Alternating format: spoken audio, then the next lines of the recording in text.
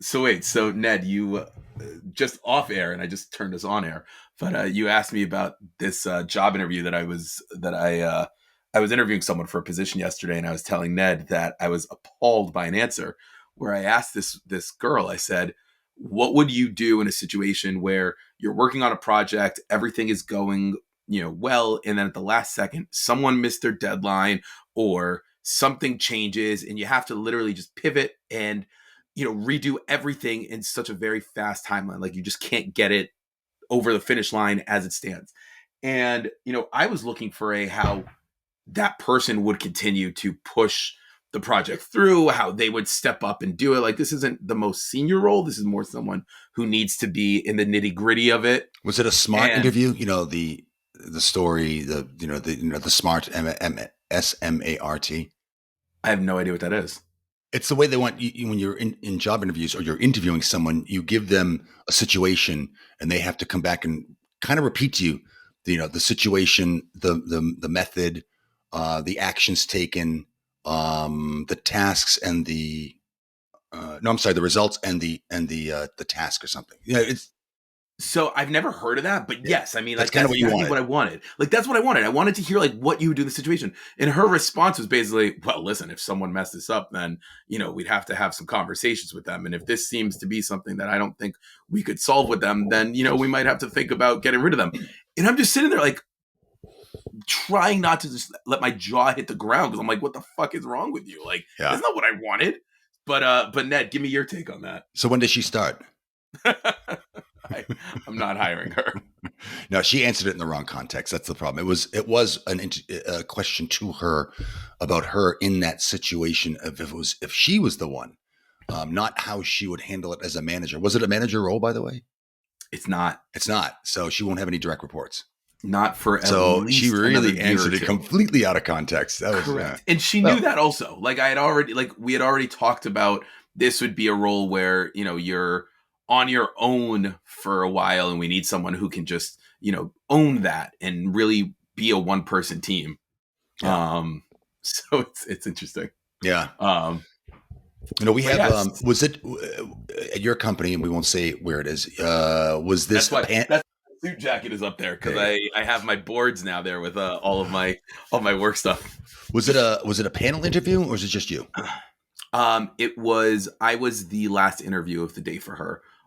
It was one-on-one. I mean, other people before, yeah, but it was one-on-one. Okay, that's interesting because usually most companies prefer to have two, in there to make sure that procedures and processes are followed. On the junior level, it was so we had a more junior person on the team who did two junior people on the team who interviewed her together. Yeah. But then okay, listen, senior guy, really important guy right here. Yeah. They don't fuck up. Exactly. But yeah, so we're back. We noticeable by his absence, and this is probably going to be an ongoing theme for a while, is LK. So you're here with Ned and I. Very festive looking Ned. Merry Christmas. Have an early Merry Christmas to you.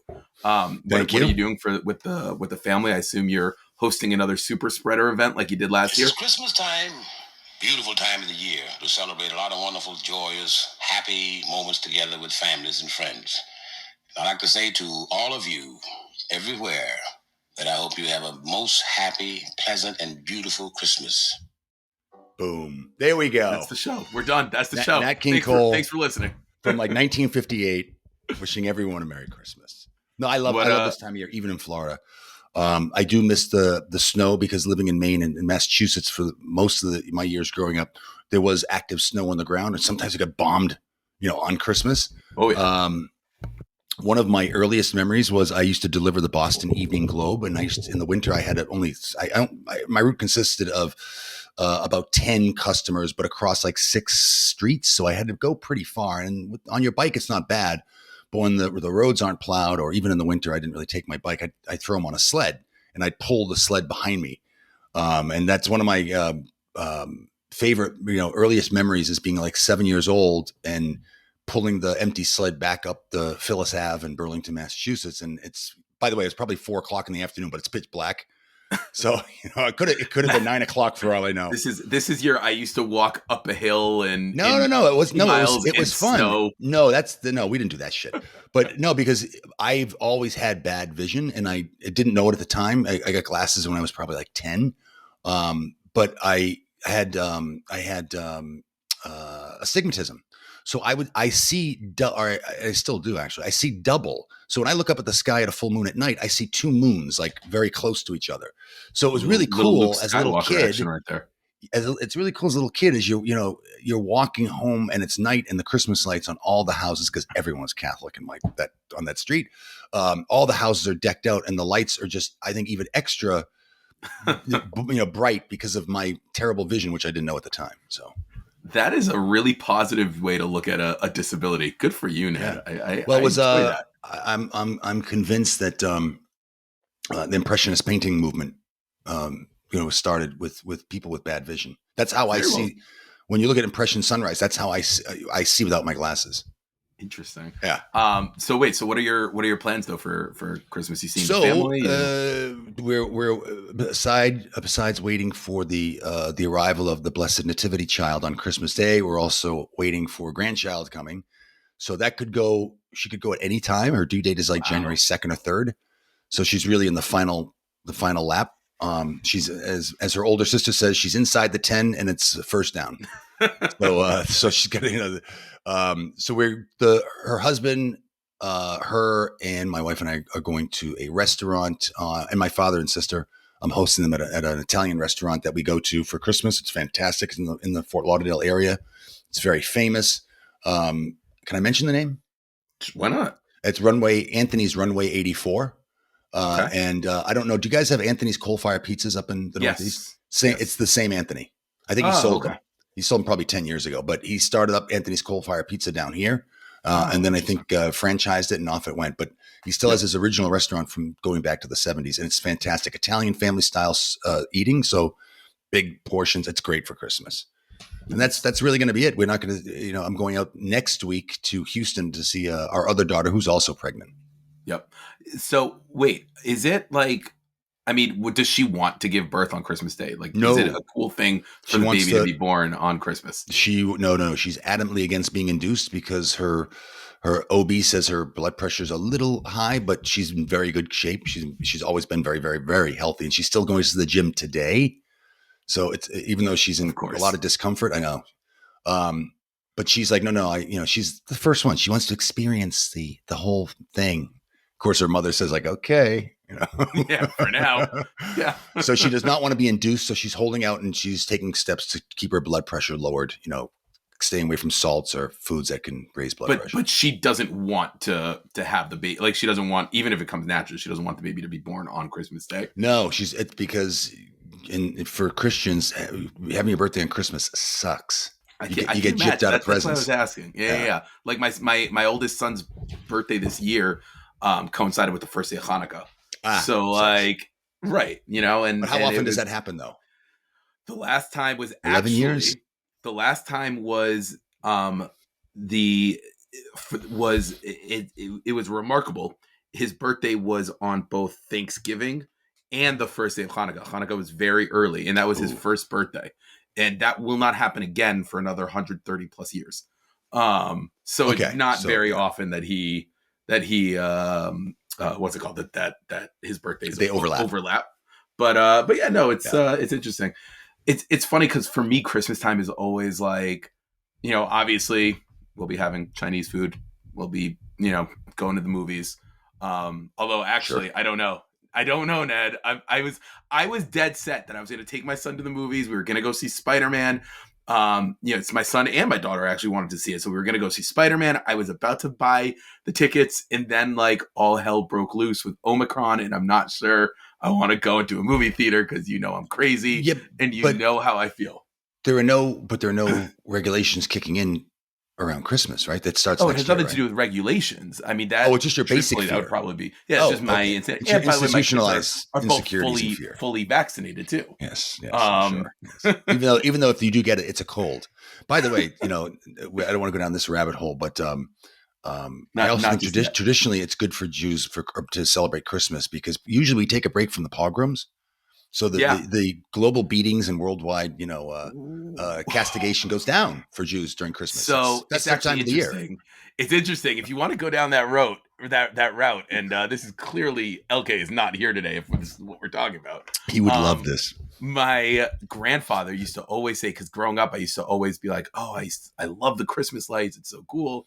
Blah blah blah. My grandfather, always the Debbie Downer, would look at me and he would always remind me that to him, the Christmas lights meant that for the next 3 weeks, beatings would be a lot worse. A lot worse. Because during the build up to Christmas, it was the like, fuck you, Jews. We're going to get Deck you now. the halls and beat a Jew. Exactly.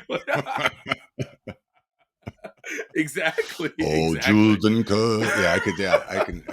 So, now, see, I was making a joke, but that's terrible. That's but true. It's true. Just going against the antithesis of the season of global peace and joy. Wow. Yeah, but it's global cleansing. And where was he? Russia, right? No. Poland and Hungary.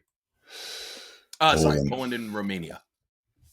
Okay. Where was it worse? Poland or Romania? Poland. He grew up in Poland. He ended up then escaping through Romania and then to Israel. Well, there's a podcast. Some Israeli kid does this YouTube show, 40 minutes, and on the history of the Jews, and it's really good, very very informative.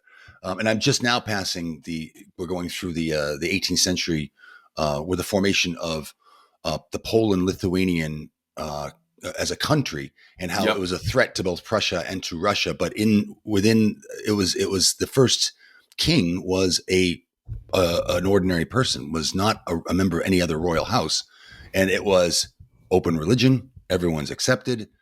He encouraged Jews to, if you're facing problems in other parts of Europe, you can come here. And of course, the Tsar and the Kaiser, or the German, whoever, the King of Prussia, Kaiser, they couldn't take that. So of course they plotted together to just end Poland. So I think once the and I'm not out there yet, but I think Poland I still think pretty known for anti-Semitism. Mm-hmm. I think in the next couple of episodes, if we're going to stay in that area, we're going to see the rise of how the Prussians and the Russians fueled the anti-Semitism, because it wasn't there in the mid 1700s. Send me the link to that. That sounds interesting. Yeah, I'll do it. Look at it. On a more positive note, though, let's talk about the world today. And you're going out to restaurants on Christmas. I was talking about going to the movies where there aren't necessarily any mandates out there yet. But as we saw in Boston, especially for those of Kirk Minahan show fans and Minifans out there, and is impacted by the Wilbur show and whatnot. Boston is now instituting a vaccine mandate, and I know you've got some strong feelings about that.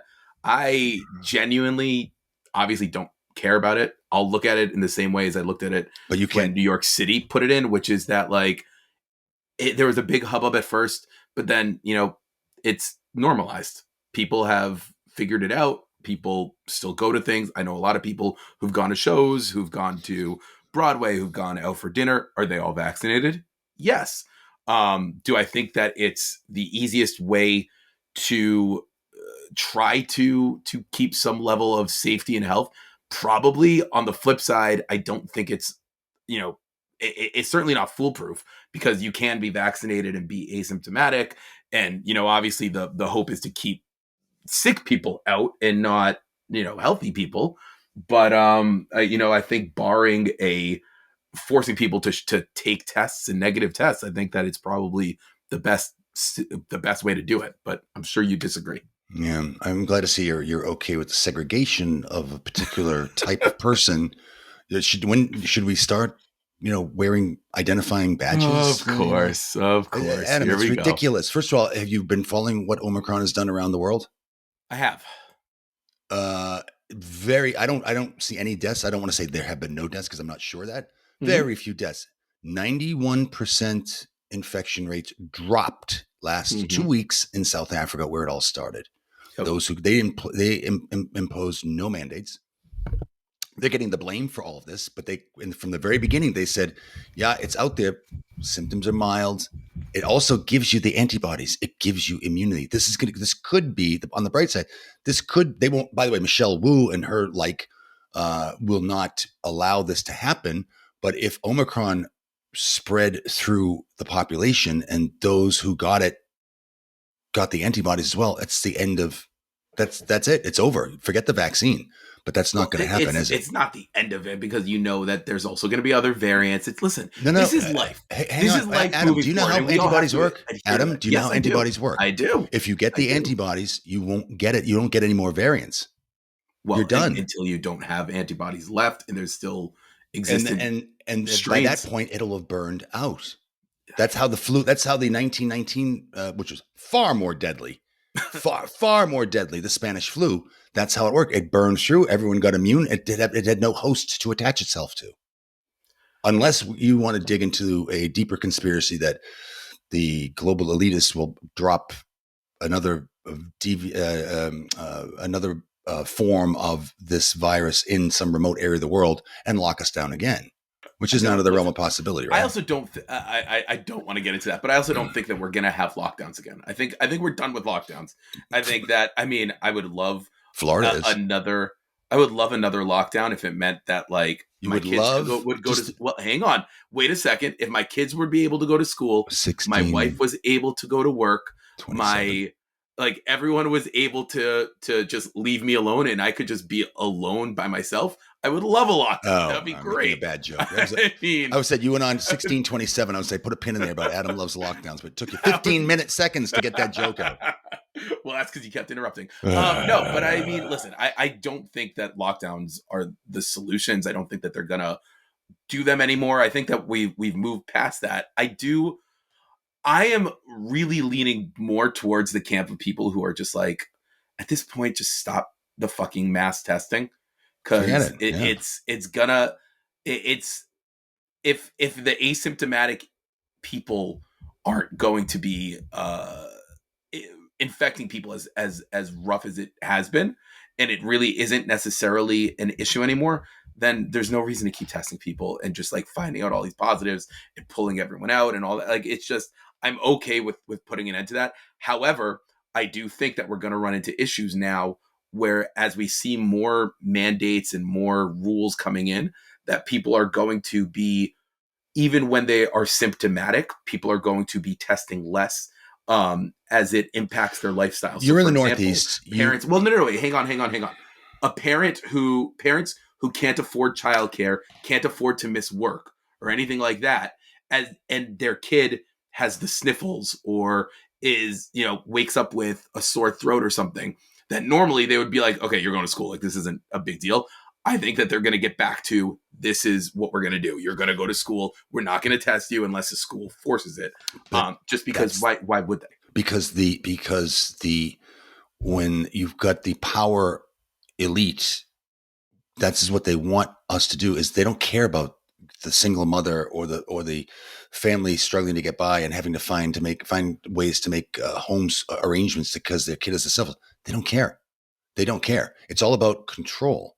So the real issue is, if shutdowns, lockdowns, and masks didn't work previously, and when we were and we're now at almost 70% double vaccinated. I'm not sure about the booster rate, but 70% of the country is or almost 70%.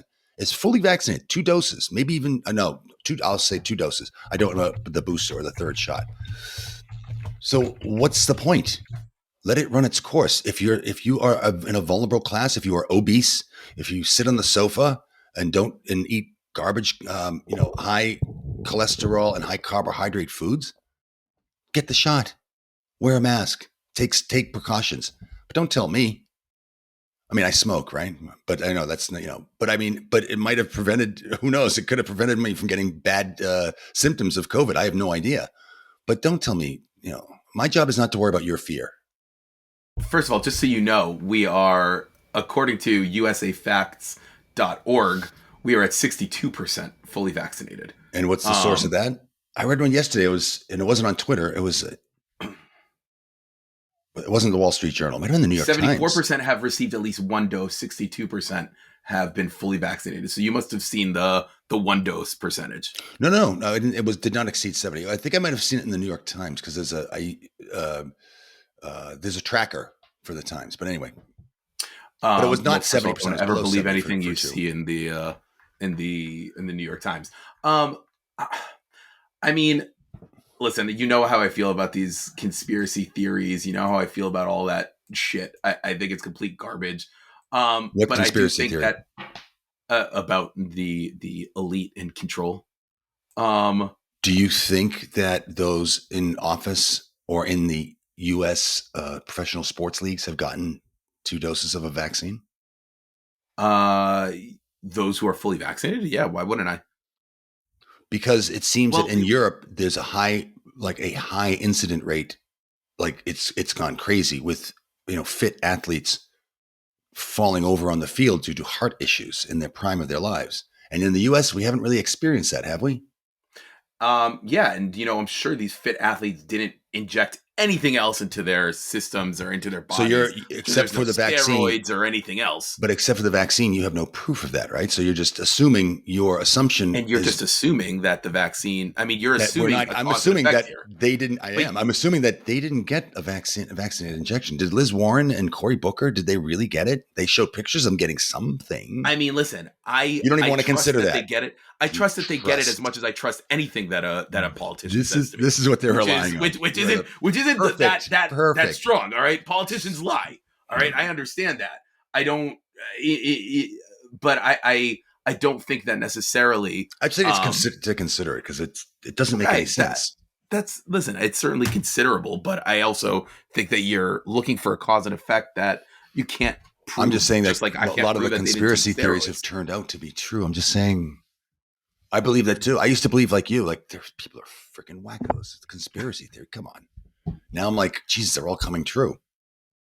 I will say this. You know what will not help anything at all? Setting up a website in January that will crash on the first day, and that will be an unmitigated disaster where people can buy test kits just to have the government reimburse them. That will absolutely not help anything. And I think for days we heard how Biden was going to be making this huge announcement on Tuesday. The conspiracy theories were running rampant again with the conspiracy theories. There was going to be, I know how there was going to be a lockdown. He was going to announce there was going to be Christmas cancellations. Anything and everything was going to happen. And his announcement was, we are going to allow you to submit expense reports to the government for reimbursement for test kits. We had the same program in Florida for 6 months at least since the summer.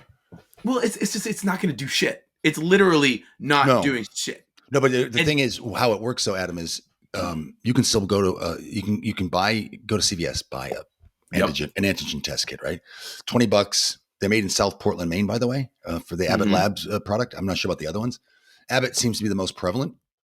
I think it's $23 actually, because I have to test every week. So you get two in there.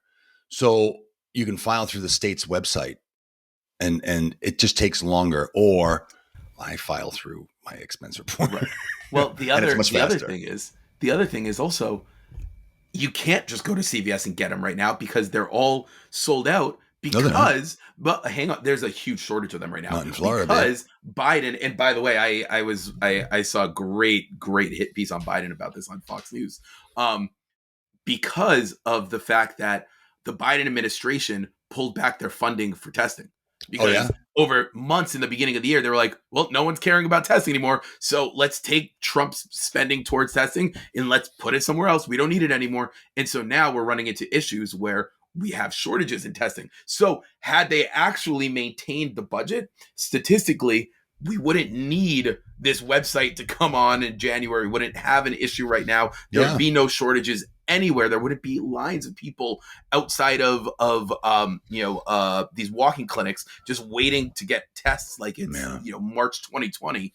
It's crazy. That's a shame that their fear has driven them to that. But I can say I can say that Walgreens, CVS here, the two places that are kind of close to me and I pop into, they've got them there. And again, it's only the antigen test, which I want to know, when can we get an over-the-counter antibody test? To get the antibody test, I have to go to a Quest or LabCorp, set an appointment, which they're blocked out. My boss also was very sick with COVID 2 weeks ago. So I said, we should go get the antibody test and see how do a bigger antibody measurement contest and see who's stronger. But it's to get into for an appointment where you're looking at the first week of January now. And it's like, there's nothing available in the immediate area. I'm sure you can go outside the area, but those tests are $125. So they should make those easier. I mean, too. listen, everyone, the people who make money is the pharmaceutical manufacturers. Absolutely. Of course. On that note, let's call it. Merry Christmas, everyone. Happy holidays. Merry Christmas, everyone. Do better next time. Follow us on Twitter at allaboard_pod. Subscribe, download, rate, review. We'll talk to you guys later. We will try to get another episode out before the end of the year with LK, so all three of us will be back at full strength. I think he's going to be in Florida, I think. Probably. So we'll try to get something out to maybe do a year in review.